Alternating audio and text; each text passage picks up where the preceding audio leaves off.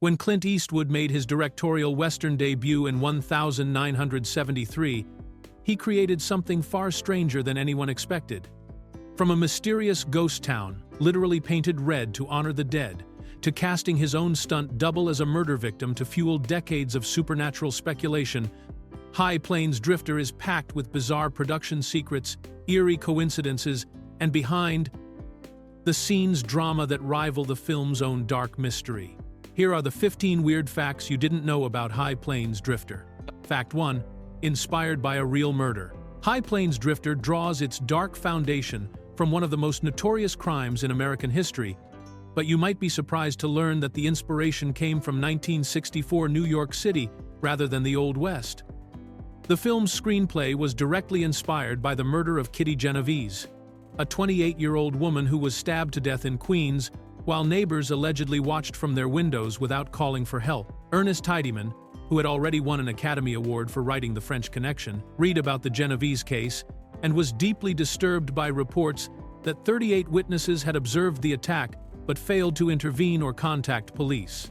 The story became a symbol of urban apathy and the breakdown of community responsibility, sparking nationwide discussions about bystander behavior and moral obligation. Tidyman saw a perfect parallel between the urban witnesses who stood by and watched a murder, and the classic Western town where cowardly citizens failed to protect their lawman. He transplanted this real-world tragedy from the streets of Queens to a fictional mining town in the American frontier, transforming Kitty Genovese into Marshal Jim Duncan and the apartment building witnesses into the townspeople of Lego. The connection becomes even more chilling when you realize that decades later, journalists discovered the original reports about the Genovese case had been exaggerated. Only a few people actually witnessed parts of the attack, and at least 2 neighbors did call police, though their efforts were initially mishandled. However, Tidyman was working with the widely accepted version of events from the 1960s, which painted a picture of complete community indifference to violence. This real-world inspiration explains why High Plains Drifter feels so different from typical westerns of the era. Instead of celebrating frontier heroism, the film explores the consequences of moral cowardice, making the townspeople just as guilty as the actual killers through their inaction and complicity. Fact 2.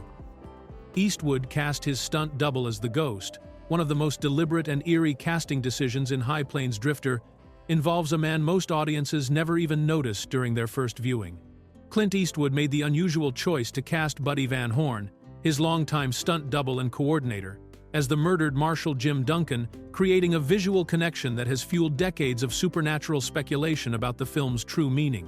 Van Horn had been doubling for Eastwood since the early 1970s and would continue working with him for nearly 4 decades, eventually directing 3 Eastwood films including Any Which Way You Can and The Deadpool. The 2 men shared similar builds and facial features, which made Van Horn perfect for stunt work, but Eastwood realized this physical resemblance could serve a much more mysterious purpose in High Plains Drifter. During the film's flashback sequences showing Duncan's brutal murder, viewers see Van Horn being whipped to death by the 3 outlaws while the townspeople stand by and watch. When these scenes are cut against footage of Eastwood's mysterious stranger, the physical similarity becomes unmistakable, suggesting that the stranger and the dead marshal might be the same person returning from beyond the grave. Eastwood confirmed this was entirely intentional, explaining in later interviews that he wanted to create ambiguity about whether his character was a ghost, an avenging spirit, or simply the marshal's brother seeking revenge. The original script by Ernest Tidyman had explicitly made the stranger the dead marshal's brother, but Eastwood deliberately removed those references because he preferred the supernatural interpretation that Van Horn's casting made possible. This casting choice becomes even more significant when you consider that Van Horn's most prominent on-screen role in his entire career was playing this murdered lawman. He rarely appeared as an actor in other films, making his appearance as Duncan feel almost otherworldly. The visual similarity between the 2 men creates an unsettling effect that makes viewers question what they're really seeing, turning a simple revenge western into something much more mysterious and supernatural. Fact 3. The entire town was built and destroyed. Clint Eastwood's commitment to creating an authentic Western experience led to one of the most expensive and elaborate set constructions in film history, followed by its complete destruction. Universal Studios desperately wanted Eastwood to shoot High Plains Drifter on their existing backlot where they had standing Western sets, but the director had much bigger and more dramatic plans that would require building an entire town from scratch. After scouting locations alone in a pickup truck across Oregon, Nevada, and California, Eastwood settled on the remote shores of Mono Lake in California's eastern Sierra region. The location was 300 miles away from Hollywood, making it logistically challenging and expensive, but Eastwood felt the stark, otherworldly landscape was perfect for the film's supernatural atmosphere. A construction crew of 46 technicians and 10 laborers worked 10 hours a day for 18 straight days to build the complete town of Lego. Unlike typical movie sets that are often just facades, Eastwood insisted on constructing 14 full buildings including houses, a church, a saloon, a hotel, and various shops, all with complete interiors so he could film scenes inside without having to return to studio soundstages. The town featured a 2-story hotel as its centerpiece, along with a barbershop where some of the film's most memorable scenes would take place. Every building was functional and detailed, with real windows, working doors, and furnished interiors that created an authentic frontier community in the middle of the California desert. Perhaps the most remarkable aspect of this massive construction project is what happened to it at the end of filming. Rather than preserving the expensive set for future productions, Eastwood had the entire town burned to the ground as part of the film's climactic scenes. The destruction was filmed and incorporated into the movie, meaning that audiences are literally watching millions of dollars worth of construction work go up in flames. Today, nothing remains of the elaborate set except bare desert land, making it one of the most expensive temporary movie constructions ever created. Fact 4. John Wayne wrote an angry letter. The release of High Plains Drifter sparked one of Hollywood's most famous behind-the-scenes feuds when John Wayne, the legendary star who had defined Western movies for decades, wrote a scathing letter to Clint Eastwood condemning the film and everything it represented about the changing direction of the genre.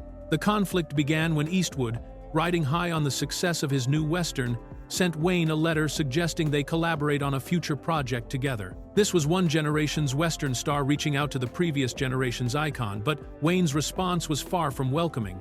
Instead of accepting the invitation, the Duke fired back with an angry letter that criticized High Plains Drifter's dark vision and violent content.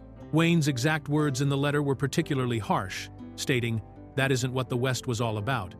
That isn't the American people who settled this country." The veteran actor felt that Eastwood's film portrayed the frontier in an unrealistically negative light, focusing on cowardice, corruption, and brutality, rather than the heroic pioneer spirit that Wayne had spent his career celebrating. The disagreement represented a fundamental clash between two different philosophies about Western movies. Wayne believed Westerns should honor the memory of American pioneers and present the Old West as a place where good ultimately triumphed over evil through courage and determination. Eastwood's film, with its morally ambiguous protagonist and corrupt townspeople, represented everything Wayne felt was wrong with the newer, more cynical approach to the genre. Eastwood later revealed in interviews that he understood Wayne's perspective but felt it represented an older generation that simply couldn't appreciate what he was trying to accomplish. Rather than engage in a lengthy correspondence defending his artistic choices, Eastwood chose not to respond to Wayne's criticisms at all. This silence effectively ended any possibility of the two Western legends ever working together, depriving audiences of what could have been one of cinema's most memorable collaborations between the genre's biggest stars. Fact 5. Hidden tombstone tributes to directors. In the film's haunting final scene, as the mysterious stranger rides away from the destroyed town of Lago, sharp-eyed viewers can spot one of cinema's most touching directorial tributes hidden among the gravestones in the cemetery. Clint Eastwood included tombstones bearing the names Sergio Leone and Don Siegel, as his way of honoring the two directors who had the greatest influence on his career and filmmaking style. This tribute was Eastwood's acknowledgement of the profound impact these men had on shaping him as both an actor and director. Sergio Leone had transformed Eastwood from a struggling television actor into an international movie star through the famous Man with No Name trilogy, including A Fistful of Dollars, For a Few Dollars More, and The Good, the Bad, and the Ugly. Leone's innovative camera work, extreme close-ups, and operatic approach to violence revolutionized the Western genre and gave Eastwood his signature screen persona. Don Siegel represented the other major influence on Eastwood's developing directorial style, having directed him in 5 films including the groundbreaking Dirty Harry. Siegel taught Eastwood the importance of efficient filmmaking, tight pacing, and creating maximum impact with minimal resources. The older director became both a mentor and friend, showing Eastwood how to work quickly and effectively while maintaining high production values. By placing their names on tombstones in High Plains Drifter's graveyard, Eastwood created a visual metaphor suggesting that their influence would live on even after they were gone, embedded forever in the films they inspired. The tribute appears during the movie's most mysterious moment, when the dwarf character Mordecai is carving Marshal Jim Duncan's name on a fresh headstone, just as the stranger's true identity is being revealed. This Easter egg demonstrates Eastwood's genuine appreciation for his mentors while adding another layer of meaning to the film's supernatural themes. The hidden tribute has become a favorite detail among film buffs who enjoy spotting the names during repeat viewings of this influential Western. Fact 6. Billy Curtis got dual power roles. One of High Plains Drifter's most memorable scenes involves a surprising political coup that puts all the power in the tiny hands of Billy Curtis, a veteran actor who had been working in Hollywood for over 30 years before landing his most significant role as the character Mordecai. In a moment that's both darkly comic and oddly empowering, the mysterious stranger simultaneously makes Curtis both the sheriff and mayor of Lago, creating one of cinema's most unusual power transfers. Billy Curtis was born Luigi Curto in 1909 and had already established himself as one of Hollywood's most respected little-person actors long before High Plains Drifter came along. He had appeared in The Wizard of Oz as one of the Munchkin City Fathers, starred in the bizarre all-little-person western The Terror of Tiny Town in 1938, and worked steadily in films and television for decades, often playing characters who were far more than comic relief. In High Plains Drifter, Curtis plays Mordecai, initially just another powerless resident of the corrupt town who watches helplessly as violence and intimidation rule the streets. But when the stranger decides to turn the town's power structure completely upside down, he removes the sheriff's badge from the current lawman and pins it directly onto Curtis's vest, declaring him the new sheriff in front of the stunned townspeople. As if that wasn't dramatic enough, the stranger then takes the mayor's hat and places it on Curtis's head, making him both the chief law enforcement officer and the head of local government simultaneously. The scene is played with just the right mixture of humor and genuine authority, as Curtis's Mordecai suddenly finds himself wielding more power than he ever imagined possible. This dual appointment becomes even more meaningful when you consider that Curtis had spent much of his career being typecast in smaller, often demeaning roles. Eastwood's decision to give him real authority and multiple lines of important dialogue represented a rare opportunity for Curtis to play a character with genuine agency and respect in a major Hollywood production. Fact 7. The title location doesn't match. Despite its evocative title suggesting wide-open grasslands stretching to the horizon, High Plains Drifter was actually filmed in terrain that looks nothing like the real High Plains region of the United States. The film's dramatic rocky landscapes and barren desert surroundings were shot entirely in California's Eastern Sierra region, specifically around Mono Lake, creating a geographic contradiction that most viewers never notice. The actual High Plains stretch across a vast area from northern Texas through Kansas, Nebraska, and into parts of Colorado, Wyoming, and the Dakotas.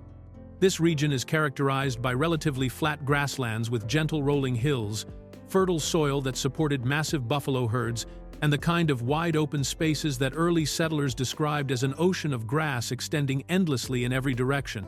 In contrast, the landscape viewers see in High Plains Drifter features stark rocky outcroppings, desert-like conditions, and the otherworldly terrain surrounding Mono Lake, which sits at over 6,000 feet elevation in the Sierra Nevada mountains. The lake itself is an ancient saline body of water surrounded by volcanic formations and unusual rock towers called tufa, creating an almost alien environment that feels more like another planet than the American frontier. Eastwood chose this location specifically because he felt the dramatic and somewhat surreal landscape would enhance the film's supernatural atmosphere and mysterious tone. The harsh, unwelcoming terrain reflects the moral emptiness of the town and its inhabitants, while the isolation of the location reinforces the sense that Lago exists outside normal civilization. The visual disconnect between the title and the actual filming location becomes even more apparent when you consider that the rocky, mountainous California setting looks nothing like the kind of place where a traditional drifter would logically travel. Real drifters and cowboys of the Old West typically moved through areas with grass for their horses and cattle, not the barren volcanic landscape that surrounds the fictional town of Lago in the film. Fact 8. Finished 2 days early and under budget. While most Hollywood productions struggle with cost overruns and scheduling delays, Clint Eastwood's direction of High Plains Drifter demonstrated the kind of efficiency that would become his trademark throughout his filmmaking career. The entire production wrapped in just 6 weeks, finishing 2 full days ahead of the original schedule while coming in under the allocated budget, a nearly unheard-of achievement in the film industry. This remarkable efficiency was particularly impressive considering the logistical challenges the production faced, including building an entire town from scratch in a remote location 300 miles from Hollywood. Most directors would have needed additional time to coordinate the complex construction, manage the large cast and crew in an isolated setting, and handle the technical demands of filming elaborate action sequences and dramatic scenes. Eastwood's approach to filmmaking emphasized careful preparation combined with decisive execution on set. Unlike directors who shoot multiple takes of every scene or constantly change their minds about camera angles and staging, Eastwood typically knew exactly what he wanted before rolling camera and rarely required more than a few takes to capture the performance he was looking for. The budget success was equally remarkable given that Universal Studios had initially wanted to film on their existing backlot specifically to save money. Eastwood's insistence on building a complete town at Mono Lake could have easily resulted in major cost overruns, but his efficient management style and quick shooting schedule actually kept expenses lower than many traditional studio productions. This early demonstration of Eastwood's directorial efficiency would become legendary in Hollywood, where he earned a reputation for bringing films in on time and under budget throughout his career. Directors, producers, and studio executives would later point to High Plains Drifter as proof that Eastwood understood both the creative and business sides of filmmaking, making him one of the most trusted and reliable directors in the industry for decades to come. Fact 9. 6 minutes of silence. High Plains Drifter opens with one of the most unusual and atmospheric beginnings in Western film history, as Clint Eastwood deliberately chose to tell the story without any spoken dialogue for the first 6 full minutes of the movie.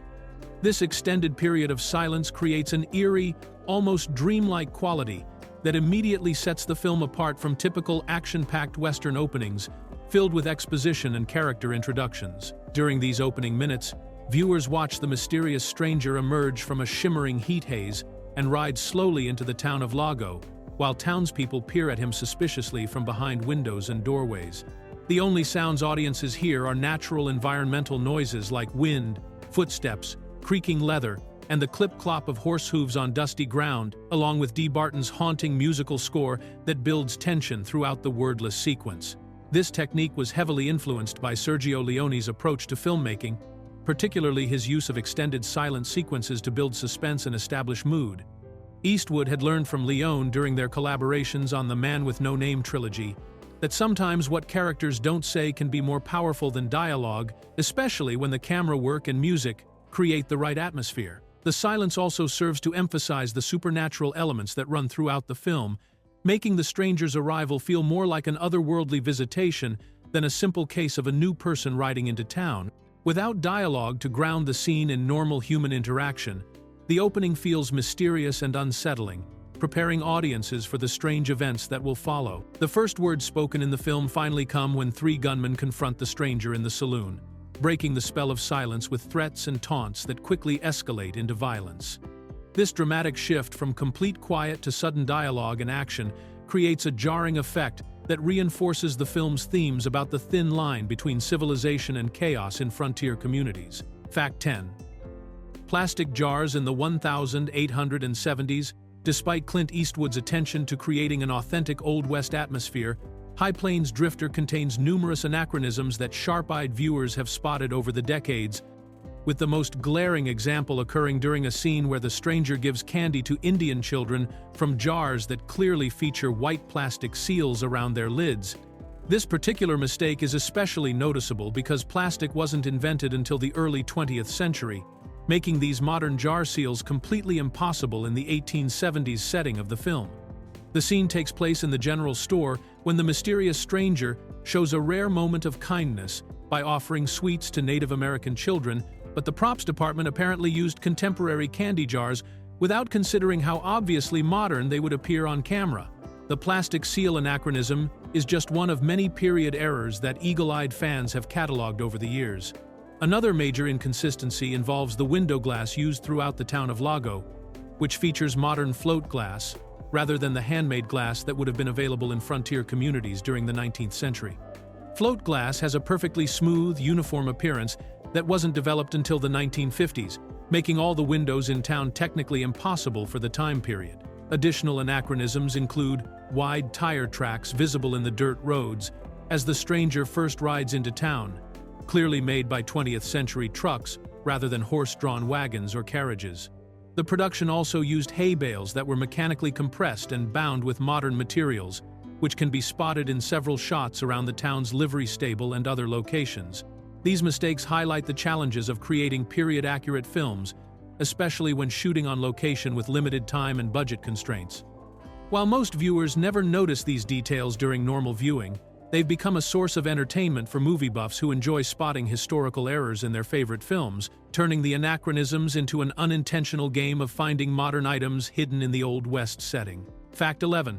Foreign versions reveal the secret. One of the most fascinating aspects of High Plains Drifter involves how different international versions of the film actually provide completely different explanations for the mysterious stranger's true identity, creating an unusual situation where the same movie tells different stories depending on which language you watch it in. When Clint Eastwood was developing the film, Ernest Tidyman's original screenplay explicitly stated that the stranger was the dead Marshal Jim Duncan's brother, returning to the town to seek revenge for his sibling's murder. However, Eastwood felt this explanation was too straightforward and mundane, preferring to maintain the supernatural ambiguity that suggested the stranger might actually be Duncan's ghost, or some kind of avenging spirit returned from beyond the grave. To achieve this mysterious effect, Eastwood deliberately removed all dialogue references that would have identified the stranger as Duncan's brother, leaving American audiences to wonder whether they were watching a ghost story, a revenge tale, or something even more supernatural. This editing decision created the haunting uncertainty that has made the film's ending so memorable and debated among fans for decades. However, when the film was prepared for international distribution, the foreign language dubbing teams apparently worked from earlier versions of the script that still contained the original explanatory dialogue.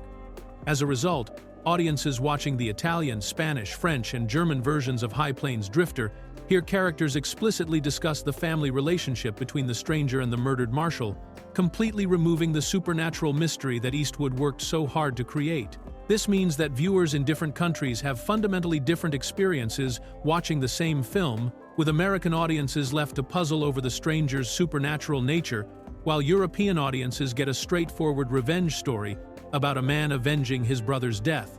The discrepancy creates one of cinema's most unusual cases of international versions, accidentally preserving deleted content that changes the entire meaning of the story. Fact 12. Modern tire tracks in dirt roads. One of the most obvious production mistakes in High Plains Drifter occurs during the film's opening sequence, when careful viewers can spot wide tire tracks clearly visible in the dirt road as the mysterious stranger rides into the town of Lago on horseback. These tracks were obviously made by modern trucks and construction vehicles, creating a glaring anachronism in a film supposedly set during the 1870s horse and buggy era.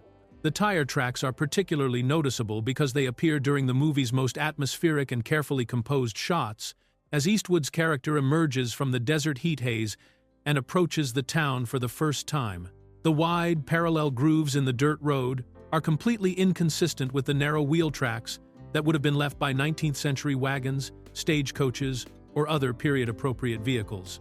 This mistake likely occurred because the remote Mono Lake filming location required extensive use of modern construction equipment and supply trucks to build the elaborate town set and transport cast, crew, and equipment to the isolated desert location. Despite the production team's efforts to create an authentic Old West atmosphere, they apparently forgot to smooth out or disguise the tire tracks left by their own vehicles before filming the crucial opening scenes. The error is especially ironic, given that the opening sequence was designed to establish the film's mysterious, otherworldly tone, with the stranger appearing almost supernaturally as he rides out of the shimmering desert landscape. The presence of obvious 20th-century tire tracks somewhat undermines this carefully crafted mystical atmosphere by reminding viewers that they're watching a modern film production rather than witnessing events from the actual frontier era. Similar vehicle tracks can be spotted in several other outdoor scenes throughout the film, suggesting that the production crew had ongoing challenges keeping modern equipment marks out of shots while filming in the desert location. These anachronisms have become a favorite discovery for eagle-eyed fans who enjoy spotting historical errors and production mistakes in classic Western films. Fact 13. The beer glass magically refills. One of the most amusing continuity errors in High Plains Drifter occurs during a tense saloon confrontation scene where Clint Eastwood's beer glass appears to magically refill itself between camera cuts without any explanation or visible intervention from the bartender. This mistake has become a favorite discovery among fans who enjoy spotting production errors in classic films. The error happens during the scene where the stranger is drinking at the bar while sizing up the three gunmen who will soon challenge him to a fight.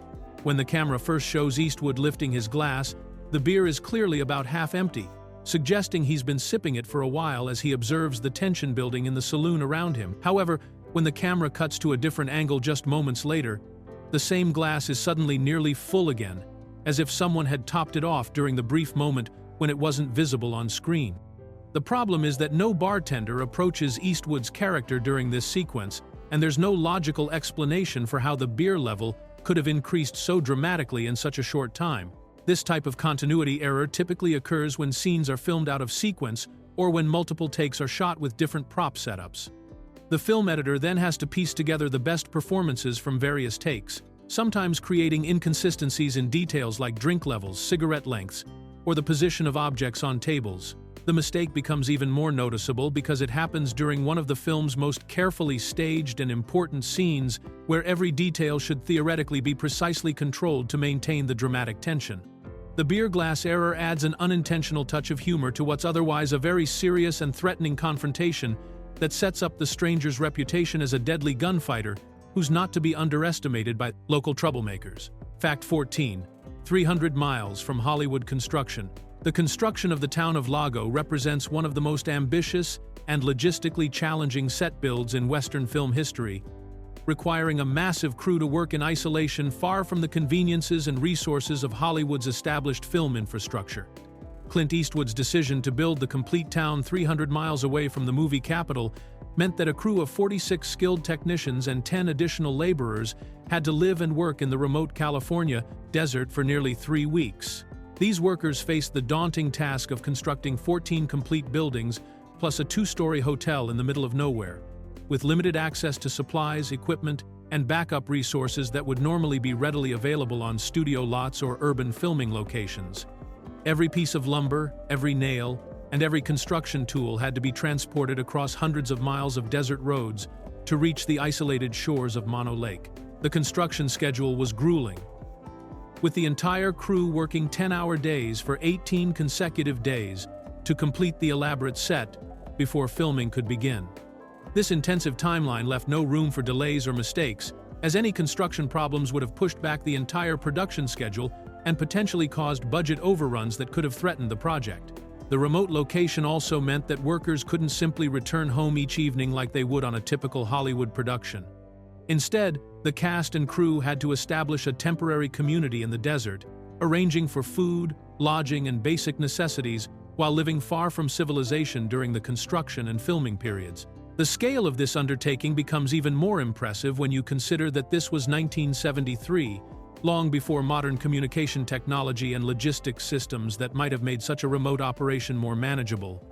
The successful completion of this massive construction project in such challenging circumstances demonstrated the dedication and skill of the craftspeople who helped bring Eastwood's vision to life in one of California's most isolated and unforgiving environments. Fact 15.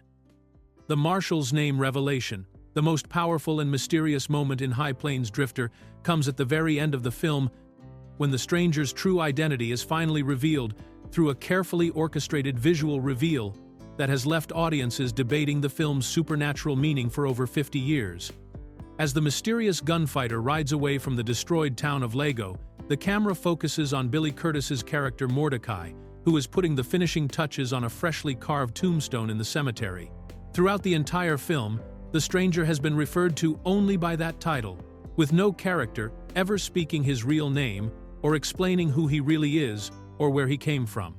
This deliberate anonymity has built suspense and mystery around his identity, making viewers wonder whether he's a ghost, an avenging spirit, or simply a skilled gunfighter, with his own reasons for helping the townspeople against the returning outlaws. The revelation comes when Mordecai steps back from his carving work, allowing the camera to show the complete inscription he has just finished engraving on the stone.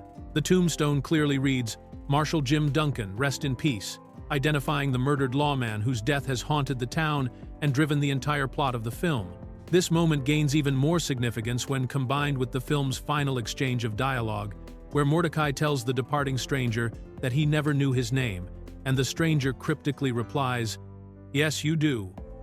The timing of this conversation, combined with the visual reveal of Duncan's name on the tombstone, strongly suggests that the stranger and the dead marshal are the same person. The scene is filmed in a way that makes the stranger appear to vanish into the desert heat haze, reinforcing the supernatural interpretation that he was Duncan's ghost returning to settle unfinished business.